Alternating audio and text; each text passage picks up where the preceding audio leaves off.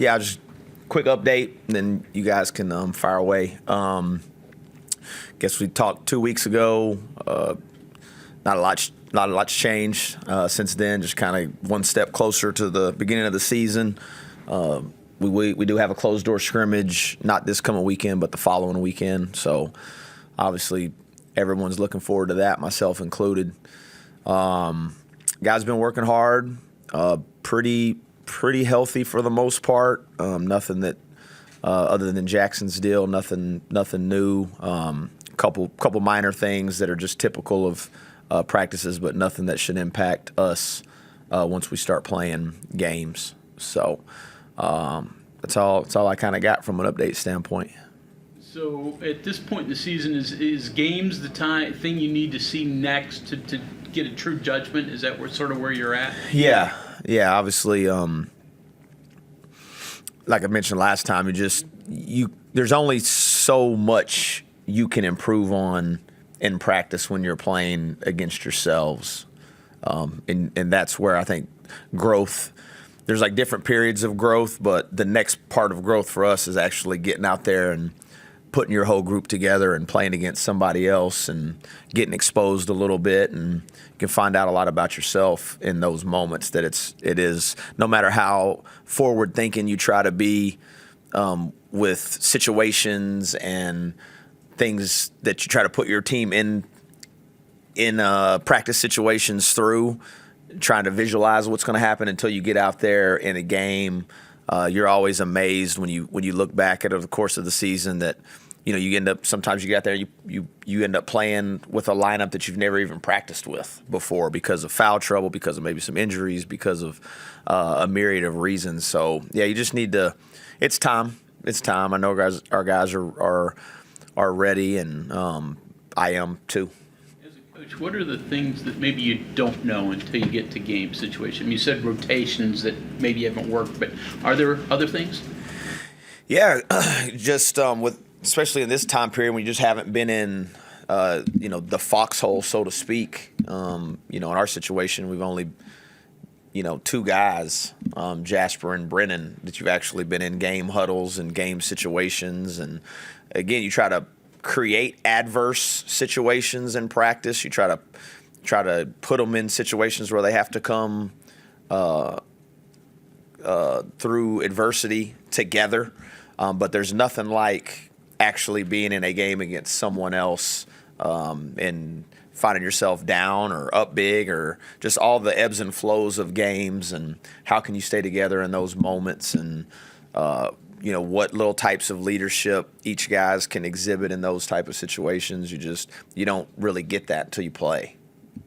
Ross, what do you think about the ball net Woodburn event, and have you ever done something like that before? Yeah, we have. Like I know everyone's looking forward to that, and it should be a great opportunity.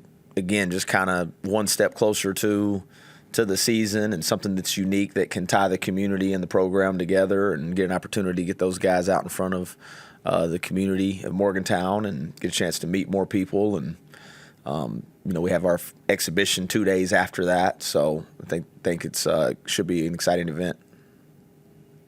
So you have a young core of freshmen, some that have reclassified. What have you seen from them going forward here in the preseason? Yeah, they again they're willing learners. Mentally, they're mature. Amir and DJ, and even Jaden and Evans, but Amir and DJ specifically. Again, their ability to process information, take coaching, not take it personal, learn from it, and improve has been good. And they're still, again, obviously learning the physicality and the speed, but both those guys have really good high IQs, and both of them are like extremely coachable. And mentioned to our team all the time, and those guys, like listening is a skill. Just like running is and jumping is, and like listening, the ability to understand what the coach is asking you to do and then go apply it on the floor is actually a skill itself. And both of those guys are like really good listeners.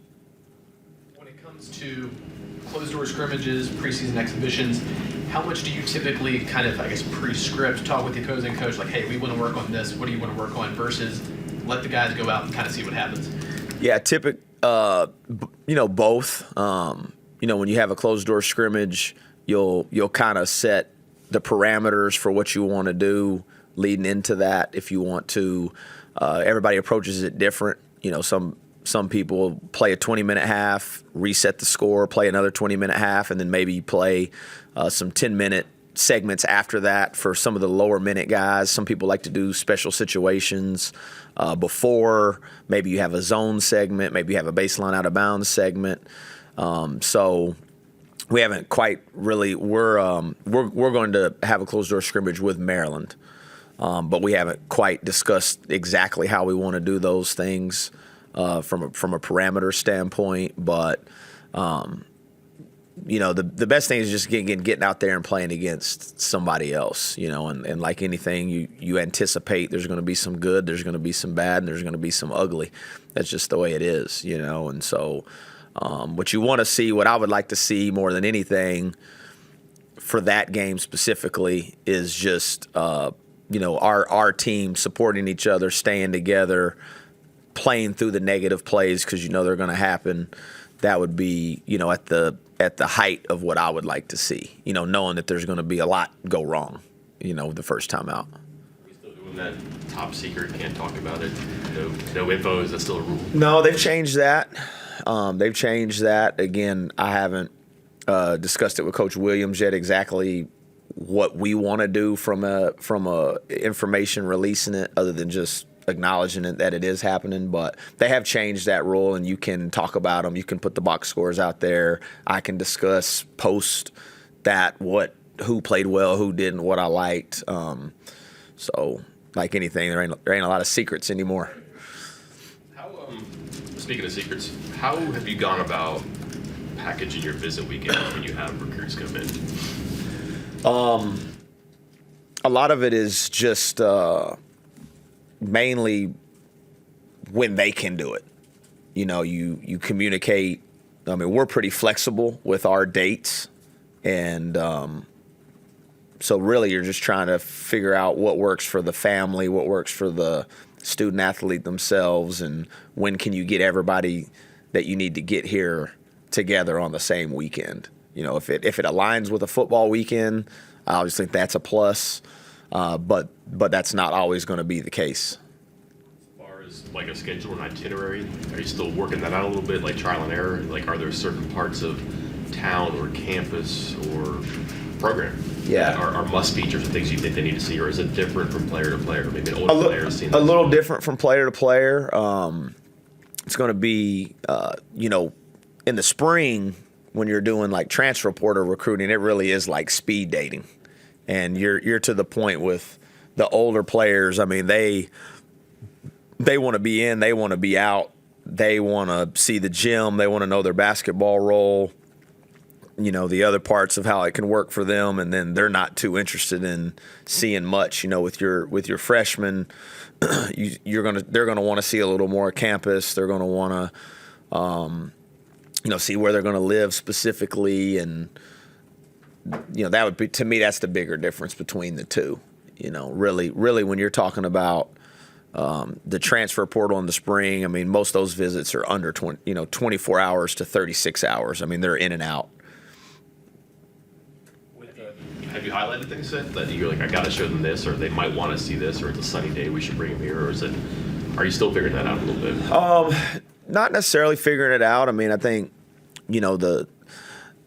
basketball players want to see, the practice facility, which I think we have, one of the nicest, if not the nicest practice facility in the country. The Coliseum definitely still, if you haven't walked into that building, for anybody's time, the first time they walk into that, there's definitely a wow factor when you walk into there and see those spaces. And, we usually hit we're going to go to Oliverio's probably for dinner one night and show them around Morgantown a little bit, show them where they live, and have them meet with some people on campus. But outside of that, if you don't have if you have a football weekend, obviously you're doing that, but you really don't have a lot of time, as much as you would think, to fill it with anything else other than the basketball part of it. Speaking of recruiting, do you have kind of a plan, a structure right now how you want to build next year's roster? I know this year hasn't started, but do you have a certain amount of high school kids compared to transfer portal guys, or is it really just find the best available? It's some of it's a little bit of both. A little bit of both. You're always going to be flexible. I still think it is important to have carryover from year to year. So your freshmen are still going to be very important. If you look at the teams that have had a lot of success specifically in this league, again, you look at like the Houston. One of the things they've done best to their credit is they have retained their players, and they've retained good players, and so they have established a culture in that regard. So I do think it's important to add a couple freshmen, to each class, and hopefully you can retain them, and so you're not having to start completely over from a culture standpoint year in, year out. Coach, just for, obviously fans and, haven't really seen you in action yet, how would you describe Coach Hodge's coaching style, philosophy, theories, strategy, or? Yeah, I mean, that was a lot there. you specifically, what would you like to start with, and then we can. Can be. Yeah. It certainly can be. Try my best to reflect what you would like from your team, which is a next play mentality, which is hard. I mean, it's like very easy for coaches to preach to your team, like, hey, you got to move on to the next play, and you got to move on, but sometimes coaches aren't the best examples of, following that model. So, try to do that. I think trying to think as clearly as you can in chaotic moments is important. But there's also like an emotion.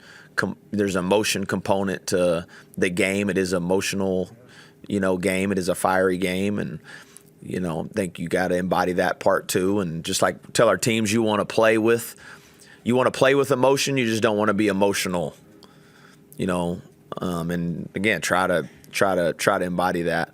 You say referees like working with a Yeah, referee in a Coach Hodge game? I mean, yeah, you'd probably have to ask them, but I would certainly hope, I would hope that if I am having a negative reaction in a game, I would hope that the official in their mind would think like, man, maybe I did miss this one because he's not someone that's just over here berating us on every play and complaining about every foul call. That's kind of what I hope, that if like, man, if he's upset or maybe we really did miss this one, and because he doesn't do that very often, that you'd like to have some weight to that, and not just overreacting to every call that doesn't go your way or goes your way. And then do you like with your starting fives? Do you mix and match, or do you like to be the guy that keeps the same starting five, or does that maybe change due to circumstances? It can change. I like to try to keep a group starting if possible. Each year is different. When we were at North Texas, when I was an assistant, 2 years in a row we had the same starting five from start to finish. One year it was like us and Furman maybe, and then the other year it was us and somebody else, but we were the only two teams in the country that had day one all starting five to the very end. So I do think there's something like from a continuity and a rhythm standpoint, we haven't always started our so-called best players. Brennan didn't start for us last year. He was first team all-league in the American. So it is important to get off to good starts, but there's a 40-minute game, and you're going to sub. So sometimes it's trying to figure out what combinations work well together, knowing that you can't just, we're not going to hockey sub. So you're not going to like sub 5 in and bring another 5 out. So you're trying to factor all that into determining who starts. And, I sell that in recruiting. Like, to me, I know players like to start, parents love to see their kids' names called and do the high fives and any other thing they got going during the lineup intros, but in reality, it's not that important to me personally. Because of Brennan, obviously, like you said, the honors he won. What made him such a good off-the-bench player, and do you kind of see him still in that role? No, I would imagine he will transition into a starting role.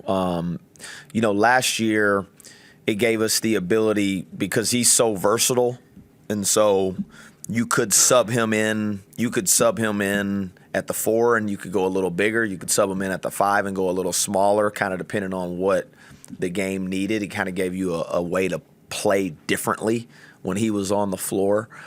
And that's what you love about his heart. I mean, he never once came to me and said, "Hey, like, I want to start." Sure. Now there were some precedents there, specifically because we had always had a really good player, that Tyler Perry, that played at Kansas State. You guys may remember when he transferred there, he didn't start for us his first year. He was first team all league and came off the bench. Jason Edwards came off the bench originally. So like Brennan had kind of saw that and knew, and I'm pretty open with all these guys in the recruiting process. To me, it's just not that big of a deal, because you're trying to figure out what combinations through the course of a game can play together, knowing that fatigue is going to be a factor, foul trouble is going to be a factor. You'd like to have a certain amount of shooting out on the floor at all times. You'd like to have a certain amount of ball handling on the floor at all times. So if you started all your best ball handlers, they're going to have to come out of the game at some point in time. So, but that speaks to a lot of, to Brennan's heart, and never came up one time. Strategy question. Up 3 late. Are you a foul guy or let it play out guy? I'm not married to either. I'm not like a hardcore. I know some people are. I think there's a lot of factors that you could consider. Like, are you at home? Are you on the road? What type of foul trouble are you in? What type of foul trouble are they in? Can you rebound? Do you feel comfortable rebounding, knowing that if you foul them, they're probably going to make one or miss one? Can you rebound the miss? We practice it, and I've practiced both situations, and ironically, I think we've only been, in the course of this is like 23 years in college coaching, and I think I've actually only been in that situation about 5 or 6 times. A couple times as a head coach, and then also getting feedback from the players. What do they feel comfortable doing? And we've been really good defensively. Historically we've been elite, and so those guys typically wanted to say, "No, we'll get a stop." So. Along the lines of philosophy, what got you into being so strongly in emphasizing defense? So the coaches that I played for, Coach Bishop, Leonard Bishop was my high school coach, and he was, committed to playing, man-to-man defense. And then when I went to junior college, I played for Bill Foy, who was an Indiana grad. And so he went to Indiana University when Bob Knight was there. So, zone was like a 4-letter expletive to him, And so, and then as it progressed, just me as a player, not being like extremely athletic. Laterally, I was okay, but I wasn't a runner, jumper, and I had to have a certain level of like grit and fight to even get on the floor. And so a lot of it was just those are the coaches that I worked for and played for: Sam Walker, Bill Foy, Leonard Bishop, Coach Eustace. That was kind of their identity, and married with, again, how I kind of had to compete to even get on the floor is just kind of the way it happened. How about the attitude that defense creates on a team? Yeah, just from personality wise, I wasn't the most talented player, so if I was going to play, I had to like compete and scrap and fight and claw, and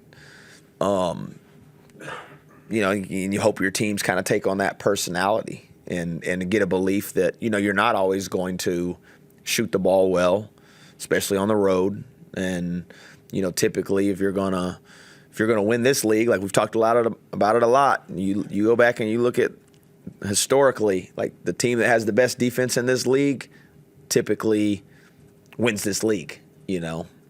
One final question. At your size and with the athletic ability you described you having, why basketball rather than? That's a great question. So I grew up outside of Dallas, and I played baseball and football like most kids in Texas. At that point in time, basketball hadn't really like exploded like it recently has. I mean, I didn't even have like a little league basketball.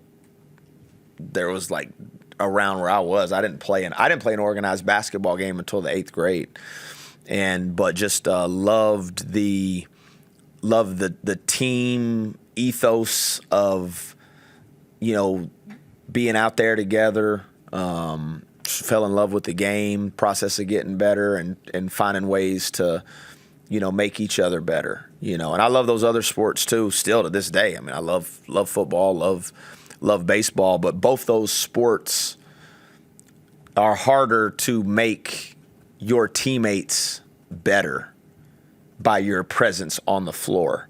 Where I think like basketball, maybe even soccer a little bit, like one player on the floor can really influence and impact an entire game, in basketball in a ways that, unless it's the guy on the mound in baseball, I mean, he can dictate an entire game.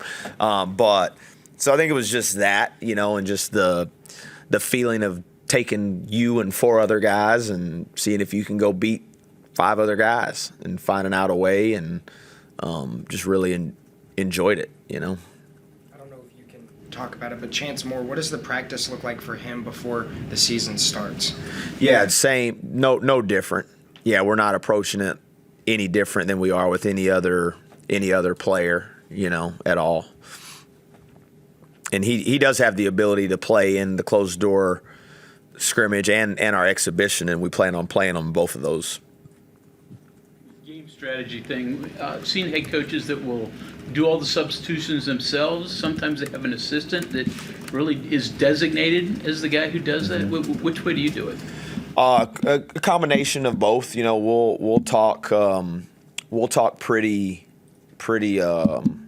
extensively going into the game about, again, just kind of what our rotations are, when we would like to sub guys initially.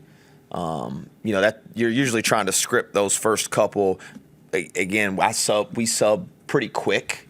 Usually the first dead ball or very close thereafter, I like to get guys into the game and get those guys used to, like, hey, you're going to be out here, you're going to be playing really hard for short bursts, and then we'll get somebody else out there. But yeah, Coach Hurl and Coach Estelle we've been together, going on 3 years now, so we have a pretty good ethos of when it's time. And I have an opinion, but I'm not necessarily doing it all by myself. But we'll talk about it as much as we can before it happens, so you're not getting caught in the moment unsure of what you want to do. Like, hey, what's our best defensive lineup? What's our best offensive lineup? What happens if we have to go small? What happens if so-and-so gets in foul trouble? Yeah, injuries throw it all into whack, as we know. Those are the hardest to prepare for while the game's happening. But that's a good question. But Coach, talking about your defense, Honor was in here a couple weeks ago, and obviously he's been this offensive player for 3 years. Hasn't really been asked to play great defense. So how do you take that and mold it into what you're looking for? Yeah, by being honest with them initially, and again, a guy like Honor or any of these guys, if you want to play at the highest level of basketball, you're going to have to defend, unless there's not even really any unlesses, but especially if you're not, Luka Doncic or but even those guys, as they get older, Steph Curry's one early in his career. You saw, you could kind of be a target, and they'd seek and destroy him a little bit out there on defense, and he's like took pride as it's happened. So I think explaining to those guys that if you want to play at the highest level of basketball, like you're going to have to be able to hold up your own on the defensive end of the floor, and then just getting them to buy into that, which they all have, because they know. I mean, they know before they come here. It's not like I said, there are no secrets, you know. So, and people have tried to use that negatively, like against us, you know, like, well, why would you go play for him? He's a defensive coach. You're an offensive guy. But again, that speaks to, in my opinion, to the player's maturity of knowing, like, okay, well, yeah, I do want to play the highest level of professional basketball, what that can be, and I'm not going to be able to achieve that if I'm just a pillow out there on defense or a cone. You know, you got to be able to guard somebody. You know, and to those guys' credit, they know it, and they've bought into the challenge, and they are being asked to play at a level defensively they haven't done in their life.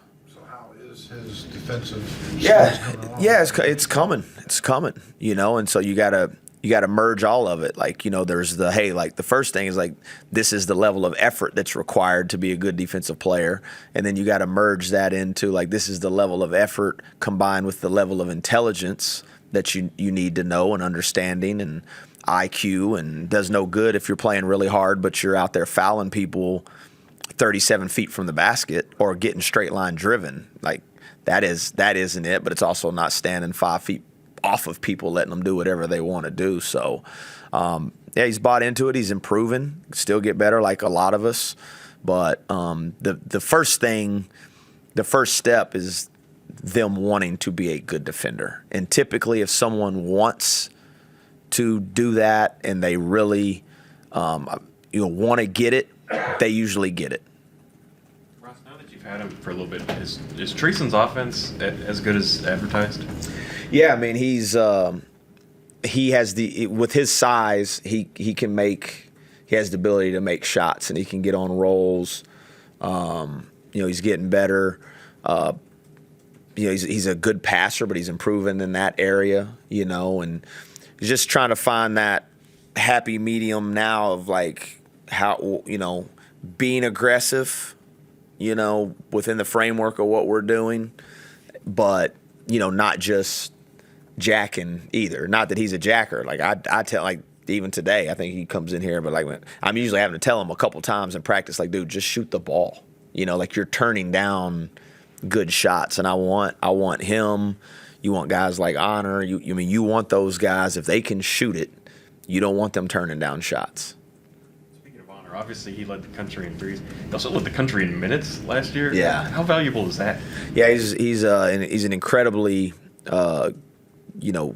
gifted athlete as it pertains to he doesn't get tired. You know, his motor runs. He's in great condition, and just naturally he has a big gas tank. Doesn't run out of gas. The old adage used to be tired legs misses shots. Yeah. That doesn't apply to him? No, I mean, he didn't get tired. So as you go throughout the course of the preseason, do you have certain markers week to week of where you want to see the team, both individual evaluations and collectively? Not something tangible, probably. You know, not something that you could quantify on like a stat sheet. It's more just, I think, like, visually and I don't even know if auditorily is a word, but is that a word? Yeah, all right. But it more just like visually and then what you're hearing your team saying is good barometers. You know, if you can, and it has, there's been more times where I've mentioned to one of our assistants, or, you know, even like Matt Danello, our trainer, and Coach Martinez, which those guys are awesome, but they're awesome in practice too. And there's been a couple times, you know, within this last week or so that I've went over to them. I was like, man, that kind of looks like it should look, you know, and that sounds like it should sound from a communication standpoint, from an effort standpoint, from a positioning standpoint. So I think that's kind of the markers that you're looking at now. now we talked about earlier, when you go play against somebody else, all that gets flipped on the head a little bit, because you do get used to playing against yourself and where your offense is and positionally where you're going to be in relation to what that's going. We play against our scout team. They do a great job every day of trying to emulate different actions that we may see that we don't run. But again, until you're out there playing against somebody else that's doing that every day, that'll be the next marker, you know. Your high school coach, is his son the SFA women's coach? Yes. Who replaced Kellogg? Yes. That's Yeah. pretty cool. Small world. All right. So Coach Bishop was my high school coach. I think I've mentioned this before. Coach Kellogg was a Division III player in Texas. He played at Austin College, which was in Sherman. And I played in Commerce. I played at Commerce. But when we were both in college, during the summer, we would work basketball camps for the Dallas Mavericks. And so we worked, Coach Kellogg and I worked camps together when we were players in college for the Mavericks. And it would be for 8 weeks in the summer. Each week was at a different location in the Metroplex. And each camp would be at, one South Garland High School, then Arlington High School, and that would be for 8 weeks. So we did that. And then Coach Bishop, my high school coach, his son Lynn, was Coach Kellogg's assistant associate head coach, and then when Coach Kellogg got here, he got the head coaching job. So it's an incestuous little group, It is. It really is. Brendan was a part of 2 really good teams in Florida, and then it was hard to crack that rotation. Yeah. Did you know what you had in him, or was it kind of projecting a little bit that if we do this right, there's something there that just hasn't come to the surface? Yeah, a little bit of it was projecting. A little of it was seeing his growth and the opportunities that he was given that year. He didn't play much on the Final Four team. The next year, he did start playing a little bit more. It was lower minutes. And he actually made some really big plays in 2 games against us. One at our place, he had a big corner 3 to kind of seal the game late. And then in the conference tournament, they beat us, and we couldn't keep them off the glass in the first half. And I remember talking to my staff, like, man, you would love to have a player with that level of length and versatility. And then Coach May and I are good friends, and just even talking to him about who Brendan was and areas he needed to grow in, and again, we anticipated him being a good player for us, but I don't know if you ever really think like, oh, this will be a first-team All-League player, or this will be, but we did see his growth from year 1 to year 2, knew how well he was being coached down there. Coach May does a great job, had a great understanding of how to play offensive basketball, and then knew he could be a defensive weapon with his length and athleticism and versatility. Coach, thank you. Thank y'all.